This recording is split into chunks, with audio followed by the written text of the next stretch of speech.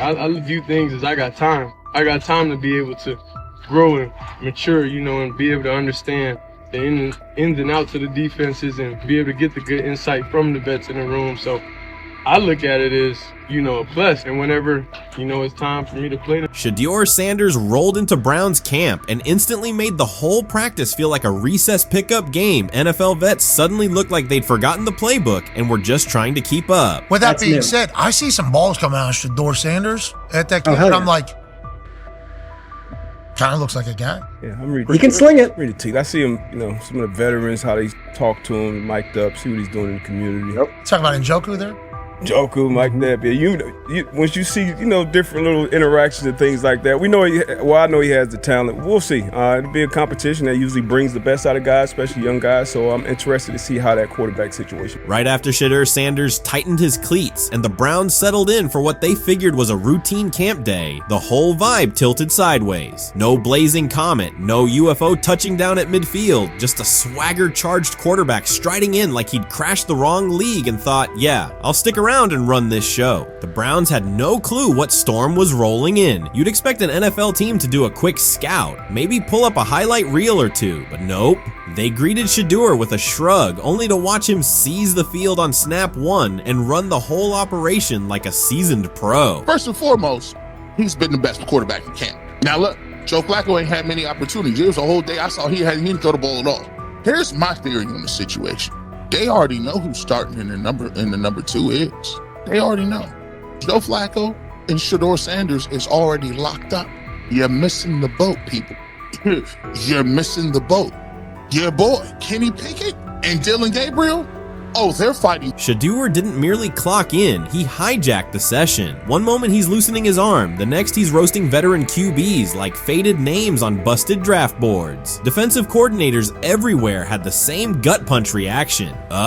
His pocket poise? Straight disrespectful. His timing? Psychic. And every pass left his hand like it was laser guided to its mark. While Shedeur Sanders was slicing up routes, the Browns secondary looked less like an NFL backfield and more like a gaggle of dads sprinting through a Saturday fun run. Big on enthusiasm, short on closing speed. Coaches fought the urge to slam the emergency horn. Players traded wide-eyed, "Are we serious?" stares, and someone even double-checked that a hidden camera crew wasn't about to pop out of the tunnel. But nope, this was pure Shedeur. Half cold-blooded surgeon, half highlight factory. He wasn't dropping a casual "I'm here," he was crafting a masterclass. From the first rep, the tempo changed. Shedeur Sanders accepted the snap with steady footwork, diagnosed the Browns' single high shell, and delivered a tight window seam route that forced the free safety to recover late. Throughout the period, he manipulated leverage with quick shoulder fakes, moved through full field progressions, and released on time from a balanced base, consistently putting the ball on his receiver's upfield shoulder. Cleveland's coverage struggled on multiple fronts. Safeties hesitated between deep half responsibilities and underneath support, creating voids at 15 to 20 yards. Cornerbacks and off-man were caught in trail position when Sanders used rhythm throws on 3-step drops, while those who tried press technique had their inside hand neutralized by his receivers' outside releases. Linebackers widened to match shallow crossers, leaving the middle hook unguarded for pivot routes and option digs. One corner attempted a line of scrimmage jam. Sanders immediately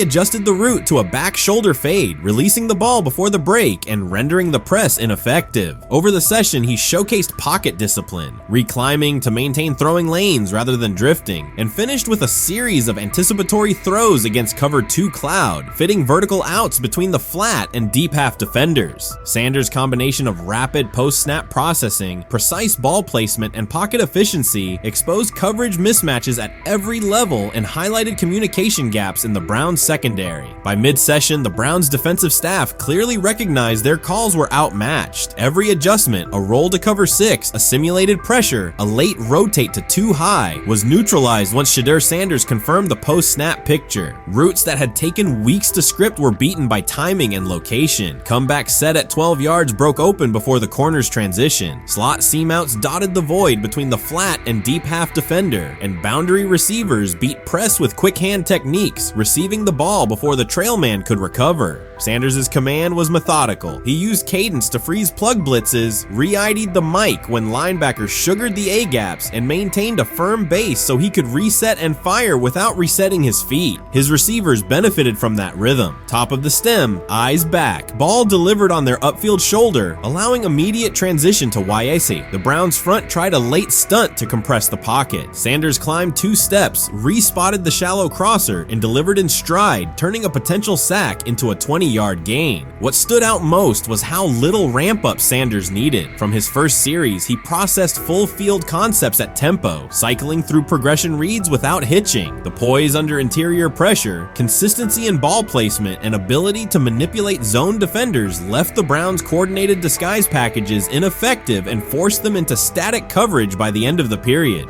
In short, Sanders' efficient mechanics, rapid processing, and anticipatory accuracy rendered Cleveland's defensive game plan ineffective at every level, from pre-snap disguise to post-snap spacing. Imagine there's many people that think Dylan Gabriel's a better quarterback than Shedeur Sanders. I don't care where they were drafted.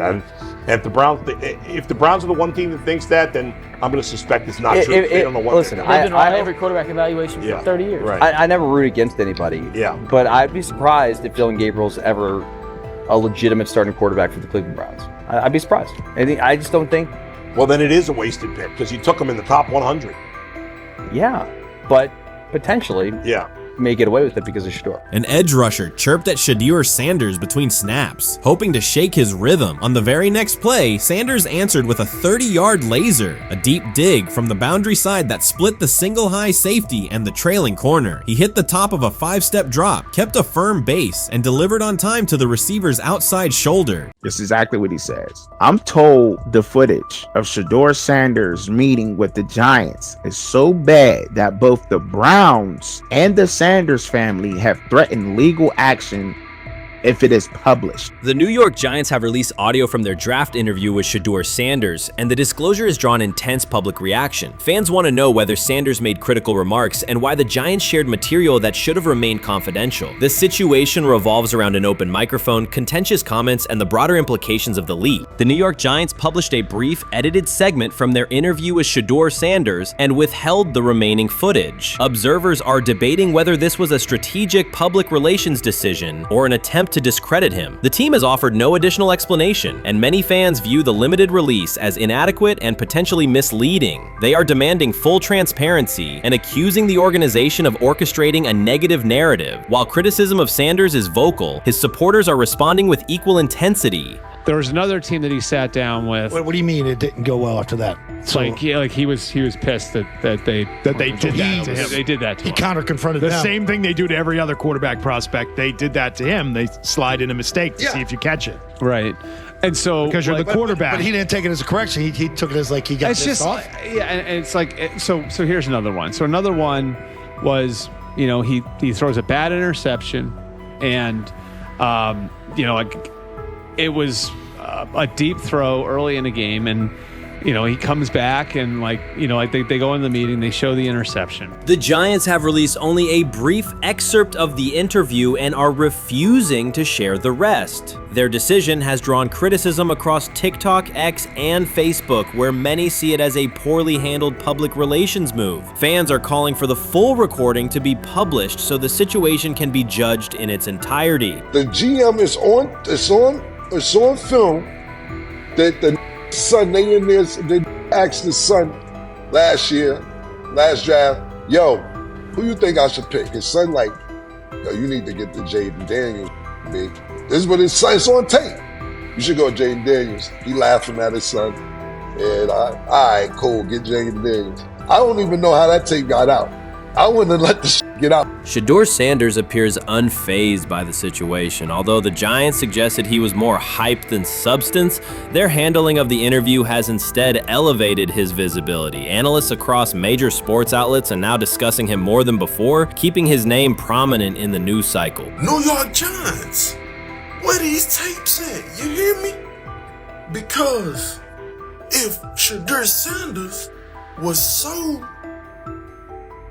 unprofessional, y'all would have leaked the tapes for the whole world could see, right? Cause understand, It's a lot of he say, she say. But one thing I do know, as a young black man growing up in this world, being straightforward and not sugarcoat anything. The Giants' PR team appears to reject Sanders' family connection outright, a decision many view as unprofessional and lacking nuance. Internal discussions seem to have dismissed quarterbacks with prominent relatives as poor fits for the organization, revealing limited awareness of public perception. The response was swift. A single edited clip ignited widespread debate on social media, with fans asking why essential segments were held back and what the team might be hiding. Critics argue that if the full interview contains nothing damaging, the club should release it in its entirety. Online discussion intensified immediately and continues to gain momentum. What they do during the film and the combine and the meetings is teams will install mistakes intentionally planted in the install, and they want you to catch them. Shedeur didn't, and when a coach called him out, once again, it didn't sit well.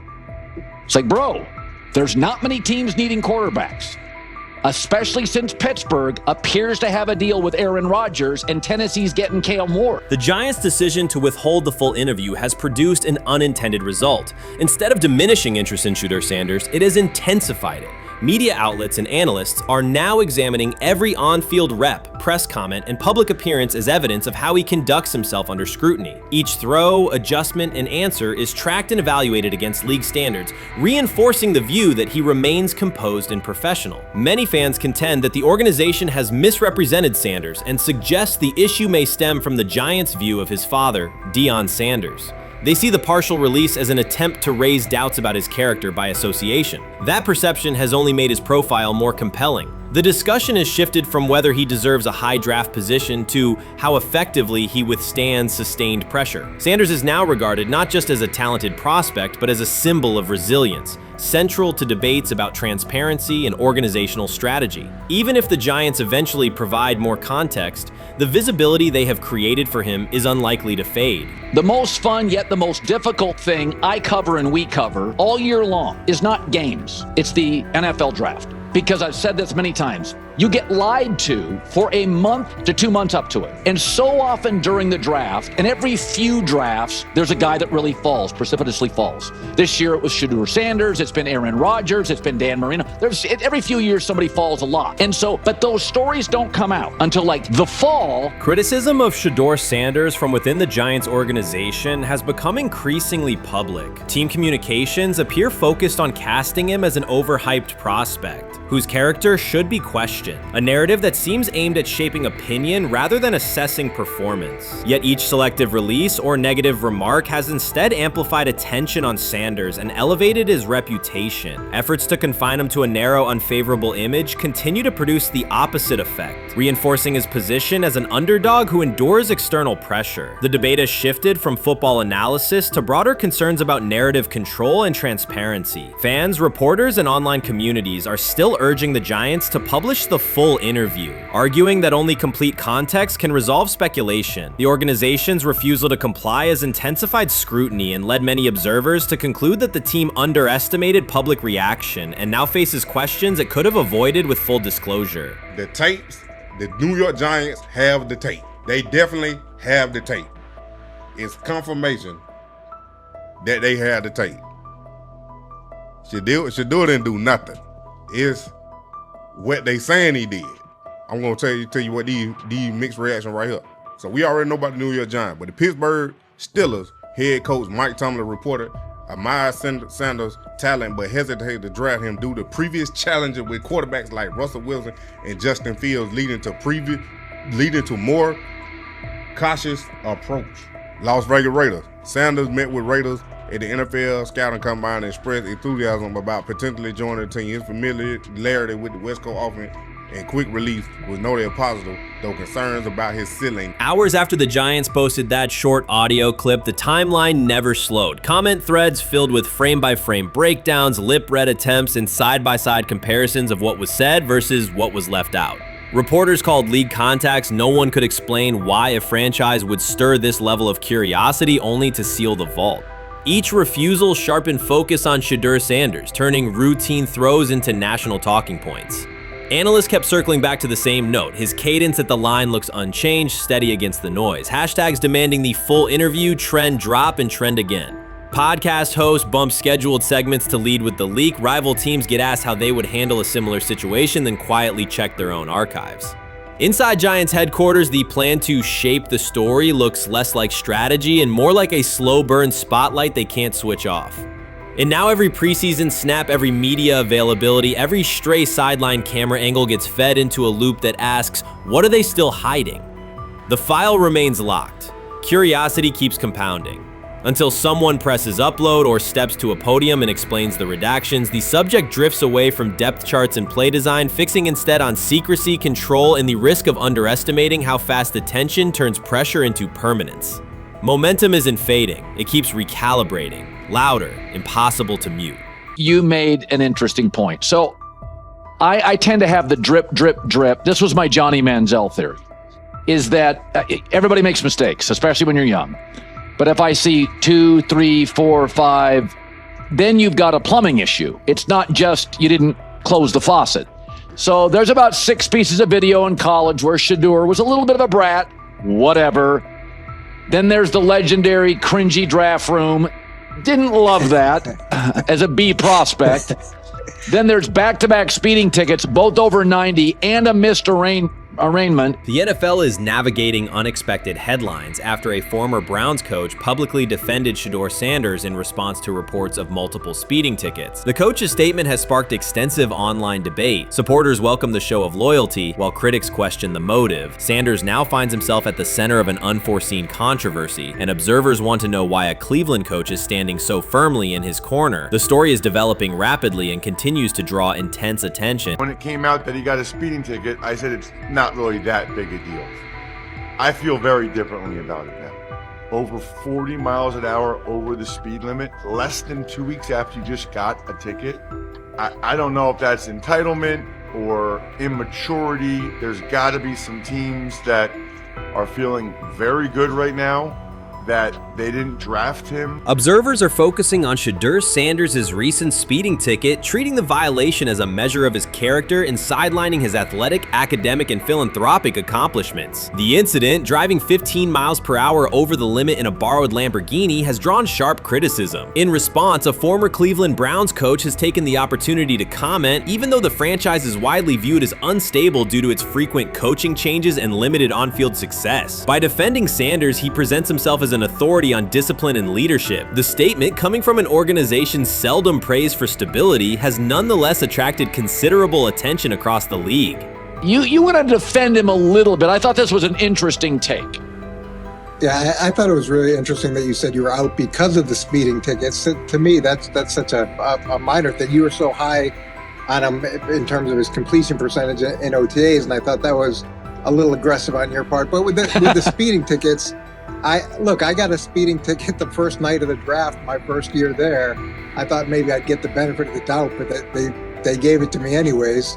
As soon as the former Browns coach defended Shedeur Sanders, social media erupted with commentary, resembling the volume of draft night coverage. Posts and opinions appeared within minutes, and criticism escalated rapidly. Detractors amplified Sanders' minor speeding violation, while supporters argued that such reactions were disproportionate to a single traffic citation. Shedeur Sanders received 2 speeding citations, and the minor traffic issue quickly drew national attention. Before considering the former Browns coach's response, it is useful to clarify the facts. Sanders, son of Pro Football Hall of Famer Deion Sanders and a current college quarterback, was twice ticketed for exceeding the limit while driving a high-performance vehicle. Commentary on social media escalated rapidly, with critics framing the incident as a significant character concern, even as the league has historically tolerated far more serious legal transgressions. Stepping into the debate, a former Cleveland Browns coach, best known for a tenure filled with losses and contested decisions, issued a strong public defense. He argued that 2 speeding tickets should not define Sanders' reputation or overshadow his on-field talent and community work, urging a balanced assessment of the player's actions. I don't love it from a 5th-round draft pick. I don't love that it happened multiple times,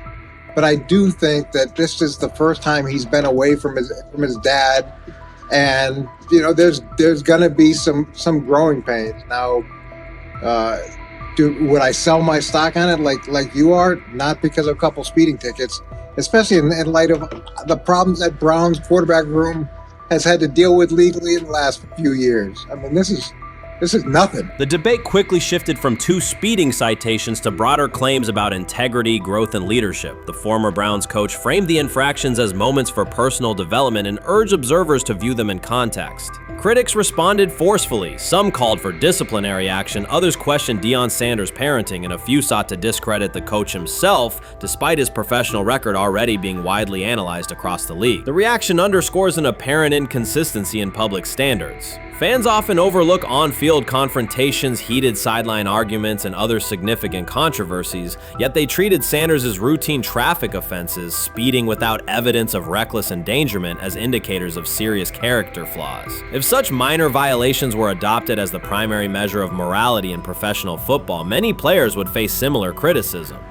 Sports media amplified the story almost immediately. Television panels dissected Shedeur Sanders' decision-making, treating 2 speeding tickets as indicators of deeper character concerns. Networks aired detailed segments under banners such as red flags and road rage, repeatedly questioning whether the citations might affect his draft evaluation. Although Sanders is already regarded as a first-round prospect, analysts emphasize that NFL teams value discipline and legal awareness when forming final assessments. Many commentators overlook the fact that other high-profile players have faced more serious offenses without similar scrutiny. Throughout the coverage, the former Browns coach defended Sanders, portraying him as a talented quarterback subjected to disproportionate criticism in a culture that expects near-perfect conduct. His argument was thorough and methodical, asserting that the traffic violation should not overshadow Sanders' skills, work ethic, or future potential.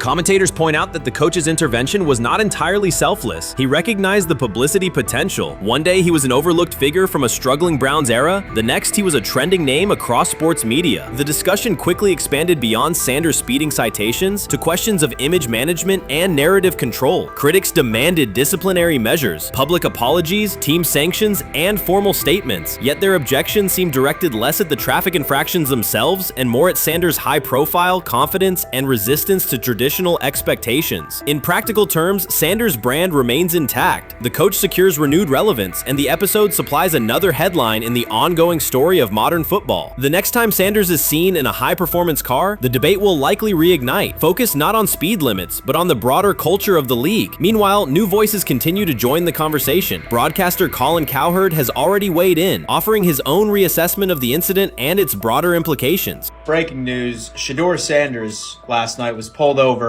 going 100 miles per hour. All right, he clocked 101, 41 miles an hour over the speed limit in Cleveland.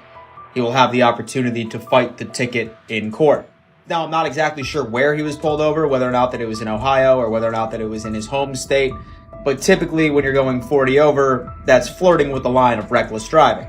Folks, I gotta tell you, I don't understand what it is with these young men driving at absurd speed. Colin Cowherd's view of Shedeur Sanders shifted abruptly. Days after praising the quarterback's poise and skill, he appeared on air to declare that Sanders is overhyped, unfocused, and distracted by celebrity. The reversal was immediate, without any gradual reconsideration. Cowherd now frames Sanders' 2 speeding tickets as evidence of poor judgment, even though he has defended other quarterbacks facing far more serious off-field issues. The sudden, wholesale withdrawal of support leaves viewers questioning the consistency of Cowherd's criteria and illustrates how quickly media narratives can change when minor incidents receive outsized attention. This is okay. nothing. Okay. How much of this is?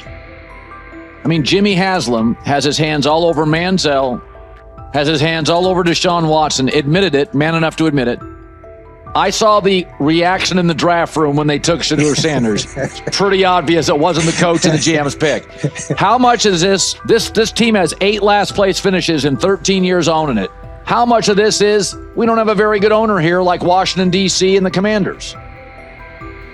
Yeah, I didn't love the owner stepping in and saying, hey, you got to take this guy in the 5th round.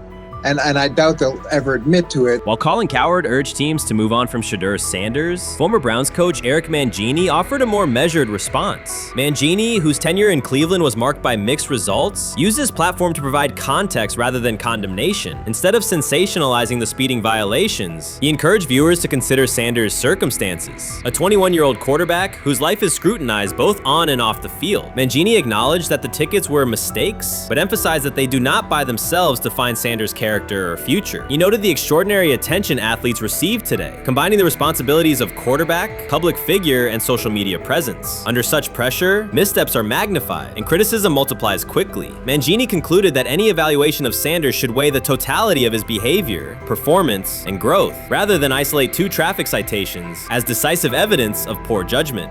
Many observers declared Deion Sanders was finished. They argued that his public style attracted unnecessary attention, that his health had deteriorated too far, and that his coaching career was approaching an abrupt conclusion. They misread his resolve. When speculation intensified, Sanders did not schedule a press conference or issue a formal statement. Instead, he released a short video recorded at his Texas home, walking alongside recording artist Lil Wayne. The footage established 2 facts. Although Sanders still walks with a limp, he remains active, and he intends to return to the sideline. Reports from USA Today and ESPN confirmed that Sanders had temporarily left Colorado to recover from a significant, undisclosed medical condition. He lost 14 pounds and missed several summer practices, leading to widespread debate about his future. Unofficial sources suggested complications related to previous blood clot issues, but no official diagnosis was provided. Throughout Sanders' absence, numerous media outlets framed his situation in crisis language, frequently questioning whether he would coach again. By comparison, when coaches such as Lincoln Riley paused their duties for health or family reasons, coverage emphasized understanding and patience, an imbalance that reflects a common difference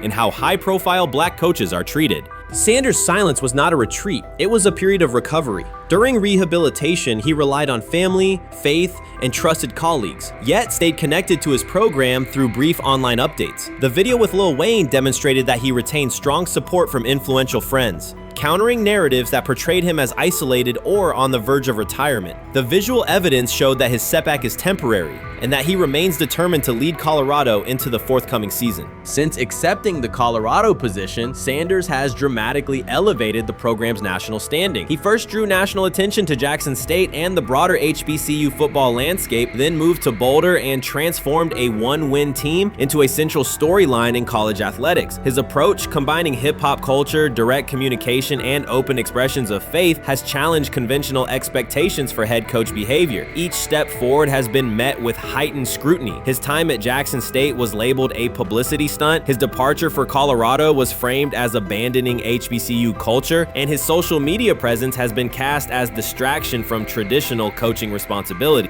Critics often magnify Sanders' missteps and question his motives, while comparable actions by other coaches receive neutral or sympathetic coverage. Showings of enthusiasm from Brett Favre and disciplinary intensity from Nick Saban are celebrated as competitive passion, yet Sanders' displays of confidence are frequently labeled arrogance. The discrepancy illustrates deeper biases rather than differences in performance. Sanders' success challenges entrenched expectations of how a college football leader should look, speak, and act, especially a black coach who refuses to downplay his identity. During his convalescence, Sanders maintained close communication with his staff and athletes, reinforcing the standards he had established: discipline, accountability, and belief. The program's daily messaging continued to emphasize preparation and resilience, signaling that Sanders' influence persists even when he is away from campus. Athletes echoed his mantras during workouts, confirming that his leadership extends beyond physical presence. Sanders acknowledges the seriousness of his medical challenge, but has refused to let it define him. He has publicly discussed leaning on scripture and prayer, explaining that his purpose as a mentor, father, and coach extends beyond personal adversity. In that context, the video of him walking in the Texas sun was less a strategic media effort than a straightforward demonstration of continued commitment to his team and mission.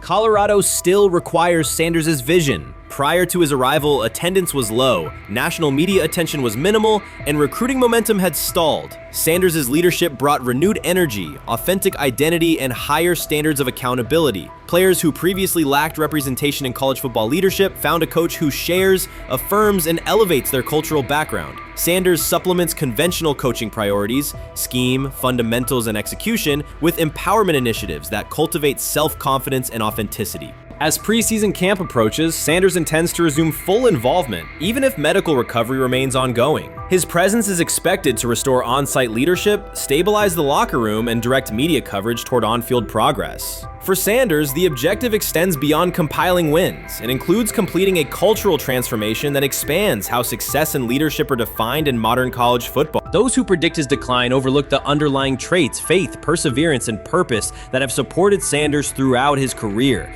Doubts, rumors, and disproportionate scrutiny have followed him from playing days into coaching, and he has consistently responded with results. His current health setback is another obstacle, not a conclusion. The broader initiative he leads, centered on authenticity, opportunity, and high standards, continues. When Sanders returns to the sideline, it will mark the next stage of a movement he has guided from Jackson State to Boulder.